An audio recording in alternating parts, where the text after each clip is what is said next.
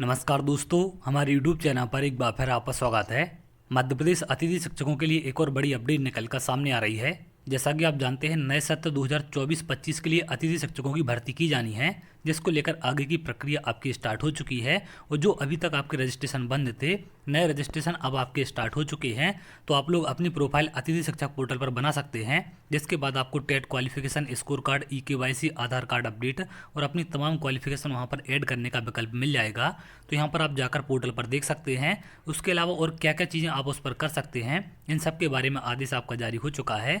तो अगर आप पोर्टल पर जाकर चेक करेंगे तो जैसे आप नवीन पंजीकरण पर क्लिक करेंगे तो पहले यहाँ पर आगामी आदेश तक बंद किया गया था, लेकिन अब यहाँ पर आदेश आपका जारी हो चुका है। तो जैसे ही क्लिक करेंगे तो इस प्रकार से ऑप्शन यहाँ पर आपका खुल जाएगा। 2024-25 के लिए आवेदन पंजीयन हेतु दिशा निर्देश। तो 2024-25 के लिए दिशा निर्देश यहाँ पर जारी किए गए हैं। अगर आप थोड़ा सा नीचे देखें, आवेदक कृपया ध्यान दें कि पूर्व में यदि आपके द्वारा किसी मोबाइल नंबर से आवेदन किया गया है, तब उसी मोबाइल नंबर से पुनः आवेदन नहीं किया जा सकता। अतिथि शिक्षक पोर्टल में मोबाइल नंबर यूनिक होना अनिवार्य है, तो इस बात का आप ध्यान रखें। यूनिक मोबाइल नंबर आपके पास होना चाहिए। आवेदक का जीएफएमएस पोर्टल में पंजीकृत ई-केवाईसी सत्यापन मोबाइल नंबर बंद होने की स्थिति में आवेदक मोबाइल नंबर को स्वयं परिवर्तित कर सकते हैं। इसके लिए आवेदन यहाँ क्लिक करें। तो अगर आपको अपना मोबाइल नंबर चेंज करना है तो यहाँ पर आप क्लिक करके, जो यहाँ पर लिखा हुआ दिख रहा है ग्रीन में आपको, तो यहाँ पर आप क्लिक करके इसको चेंज खुद से कर सकते हैं। तो जीएफएमएस पोर्टल पर जाकर ये सारी चीज़ें आप वहाँ पर देख पाएंगे। एक आधार नंबर से सिर्फ एक ही आवेदन दर्ज किया जा सकता है, इसलिए आवेदक यह सुनिश्चित करने की समस्त जानकारी स्वयं आवेदक की हो। किसी भी प्रकार की त्रुटि पाए जाने पर आवेदन निरस्त किया जा सकता है। तो जो भी जानकारी आप इसमें फिल करेंगे उसके लिए आपको स्वयं सत्यापन करना पड़ेगा, जिससे आगे की कार्रवाई अगर कुछ भी होती है तो वो आप पर ही की जा सके। इसका सत्यापन संकुल प्राचार्य के द्वारा किया जाएगा, जो भी आप जानकारी उसमें ऐड करेंगे। तो यहाँ पर जाकर आप लोग अपनी अपनी प्रोफाइल बना सकते हैं। आगे आप देखें, इस प्रकार से यहाँ पर विभाग का आदेश जारी हो चुका है और क्या क्या सुविधा यहाँ पर आपको दी जाएगी। लोक शिक्षण संचालनालय मध्य प्रदेश की तरफ से आदेश जारी किया गया है 5/6/2024 की डेट में। इसका विषय है शैक्षणिक सत्र 2024-25 में विद्यालयों में रिक्त पदों के विरुद्ध अतिथि शिक्षक के लिए नवीन आवेदकों का पंजीयन एवं पूर्व पंजीकृत आवेदकों की जानकारी का अद्यतन। तो जो नए अतिथि शिक्षक का आवेदन करना चाहते हैं, वो जो पहले से पंजीकृत हैं, उन सभी के लिए यहाँ पर आदेश है। तो यहाँ पर तमाम जानकारी नीचे आप देख पाएंगे।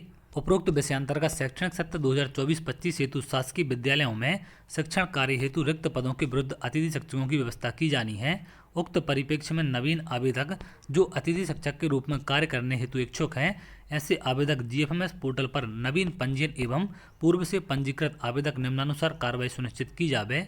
यहाँ पर आपको नवीन आवेदकों द्वारा पोर्टल पर पंजीकृत हेतु की जाने वाली कार्रवाई दी गई है। तो जो नए आवेदक हैं उनको क्या क्या चीज़ें यहाँ पर करनी है, यहाँ पर आप देख सकते हैं। सबसे पहला है नवीन पंजीकरण हेतु आवेदक लिंक यहाँ पर जो दी गई है के माध्यम से पंजीकरण कर सकते हैं। तो आपको जीएफएमएस पोर्टल पर जाना है, जो नवीन पंजीकरण है उस पर क्लिक करना है, तो वहाँ से आप पंजीकरण कर सकते हैं।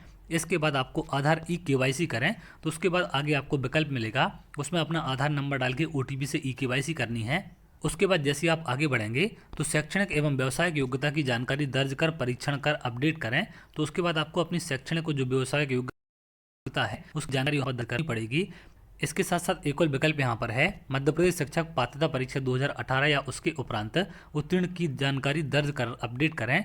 तो ये जानकारी भी आप यहाँ पर दर्ज कर सकते हैं। अगर आपने 2018 या उसके बाद एमपी टेट क्वालिफाई किया है तो वो जानकारी आपको यहाँ पर दर्ज करनी है। आपने किसी और टेट को क्वालिफाई किया है, जैसे सी टेट है या फिर आपने रीट क्वालिफाई किया है, तो ये सब जानकारी यहाँ पर आपको नहीं भरनी है। सिर्फ मध्य प्रदेश का जो टेट एग्जाम होता है आपका एमपी टेट, वर्ग 1, वर्ग 2, वर्ग 3, तीनों की जानकारी ही आप यहाँ पर भर पाएंगे, क्योंकि इसके अलावा आपको विकल्प नहीं मिलेगा। इसके बाद आपको पंजीकरण में दर्ज समस्त योग्यता का मूल अंक सूची लेकर संकुल प्राचार्य से आवेदन को ऑनलाइन सत्यापन कराएं। तो जैसे आप सारी जानकारी उसमें दर्ज कर देंगे, अपने ओरिजिनल डॉक्यूमेंट लेकर आपको संकुल प्राचार्य के पास जाना पड़ेगा, वहां से आपको सत्यापन किया जाएगा। संकुल प्राचार्य द्वारा पोर्टल पर ऑनलाइन सत्यापन उपरांत स्कोर कार्ड जनरेट होगा।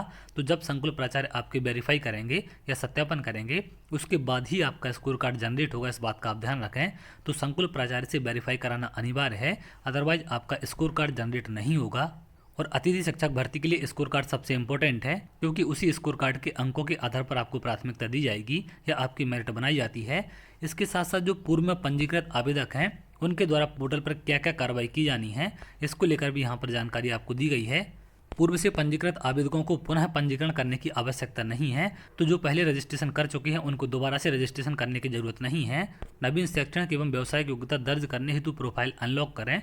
तो अगर आप कुछ और नई क्वालिफिकेशन ऐड करना चाहते हैं, जैसे आपने कोई और डिग्री या फिर डिप्लोमा किया है, वो जानकारी आप ऐड करना चाहते हैं, तो उसके लिए आप इसको लॉगिन कर सकते हैं और अनलॉक करने के पास अपनी योग्यता वहां पर ऐड कर सकते हैं।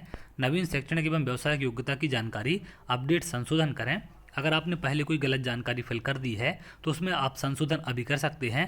आवेदक द्वारा योग्यताओं के अपडेशन और संशोधन करने के उपरांत संकुल प्राचार्य से ऑनलाइन सत्यापन कार्य कराएं।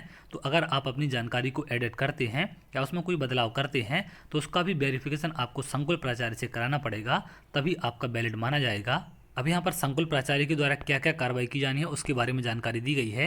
आवेदकों द्वारा आवेदन में दर्ज समस्त योग्यता का मूल दस्तावेजों से मिलान कर जानकारी सत्यापन पाए जाने पर पोर्टल से ऑनलाइन सत्यापन कार्य करें। तो ये इनके द्वारा किया जाना है। आवेदक सत्यापन उपरांत आवेदक को प्रिंट निकाल कर दिया जाए। आवेदक में दिए गए दस्तावेजों की छायाप्रति अभिलेख में संधारित करें। तो आप जब प्राचार्य के पास जाएंगे तो वहाँ पर आपको अपने डॉक्यूमेंट की फोटोकॉपी भी जमा करनी पड़ेगी। सत्यापन उपरांत आपको एक प्रिंट निकाल कर वहाँ से मिलेगा, तो वो आपको अपने पास रखना है। इसके साथ साथ अपने सभी डॉक्यूमेंट आप लेकर जाएंगे, जो भी क्वालिफिकेशन आप इसमें ऐड करते हैं। तो आप लोग GFMS पोर्टल पर जाकर ये सारी चीज़ें कर सकते हैं, अपना नया रजिस्ट्रेशन कर सकते हैं। अगर आप पहले कर चुके हैं तो आपको करने की ज़रूरत नहीं है। उसमें कोई आप जानकारी को ऐड करना चाहते हैं या फिर एडिट करना चाहते हैं तो ये कार्रवाई वहाँ पर जाकर आप कर सकते हैं। आप लोग जल्दबाजी में किसी भी प्रकार की कोई भी गलती नहीं करेंगे, क्योंकि उससे आपको आगे समस्या हो सकती है। तो मैं एक प्रॉपर वीडियो आपको बना दूंगा जिसमें किस प्रकार से आपको क्या क्या स्टेप बाय स्टेप करना है। तो वहाँ पर जाकर आप स्टेप बाय स्टेप सारी चीज़ें कर सकते हैं और सारी जानकारी कैसे कैसे कहाँ पर क्या फिल करना है वो उसे देखकर फिल कर सकते हैं। तो मैं वीडियो बनाकर पूरा अपलोड कर दूंगा। अगर आप ऐसी जानकारी चाहते हैं तो हमारे चैनल के साथ जुड़ सकते हैं, जिससे और भी इंपॉर्टेंट अपडेट आपको मिल सके। बहुत जल्द अगले वीडियो मिलेंगे, तब तक के लिए बहुत बहुत धन्यवाद।